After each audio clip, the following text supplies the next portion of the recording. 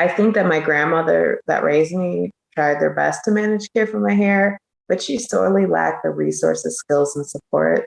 So for me, my experience growing up was like every 6 months or so, I would go get my hair chemically straightened instead of the recommended 4 to 6 weeks.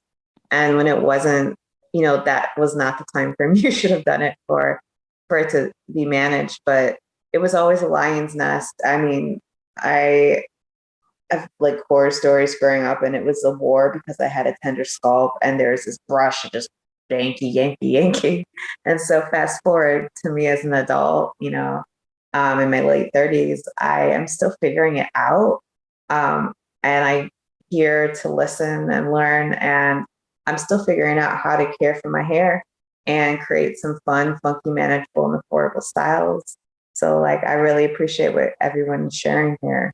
The way I wear my hair and the way that people comment on whether I wear it naturally, and people question if it's my hair texture because of my skin color and because of my features. And but it's also like, if I wear my hair natural, and depending on how I wear it, people think I'm not taking care of it, or like I'm not doing anything with it, or like I don't even brush my hair. So just like,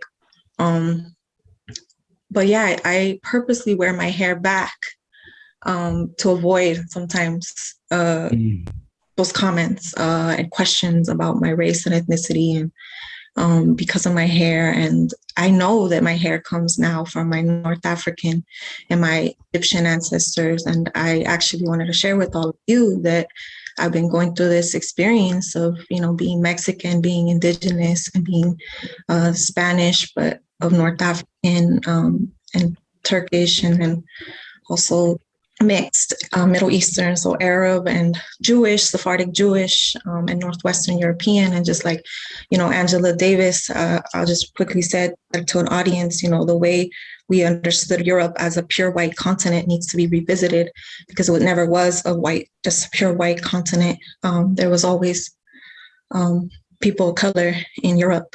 And so I just want to attest to that my hair comes from my ancestors that came from Europe, that were not Northwestern European. And just so many stereotypes of what people look like in those countries. And there's just so much hair diversity and texture and just features in the places that I just mentioned. And so, I've just been really processing all the ways that I've been gaslit around my hair and around race and ethnicity because of my features. And it's all crap in the end, I think. But it's just, it's definitely rooted in anti-Black racism and just the ignorance that we have around Europe and what Europe was looking like prior to colonization and the transatlantic slavery. It's made me, as an adult, grow to love my hair and to love myself, because growing up, the expectation was that I had to have my hair straight. My hate for my hair came from my own mom. And I think she didn't mean no harm from it, but it was this expectation to fit into white society by chemically straightening my hair with relaxer and having it straight all the time. And it's because what she was told when she went out into the workforce, that she always had to have her hair straight in order to be acceptable. And so others had to have their hair straight too. And when I became an adult, when I went off to college, I said, fuck this. I'm gonna wear my hair naturally the way it is. So I stopped putting in relaxers in my hair. Right. When I was 19. And so I've been natural. Like I haven't put a relaxer, any chemicals in my hair in almost 20 years. And you know what? And then like 4 years ago, I recently said, you know what? Fuck hair, fuck having hair. I don't I really don't care about having hair. So I decided to get a fade. I just decided to shave my head. I really related to what Tiffany was saying. It really does sit with me, the like kind of generational hair trauma that she spoke about. Because for the longest time, I've always felt that I was only appreciated or seen as pretty when my hair was straightened. My mom would do a kitty perm in my hair. You're supposed to do it at age 5. She started on my unmanageable hair at age 3. So she really put like beauty as a priority over like my health, especially at such a young age.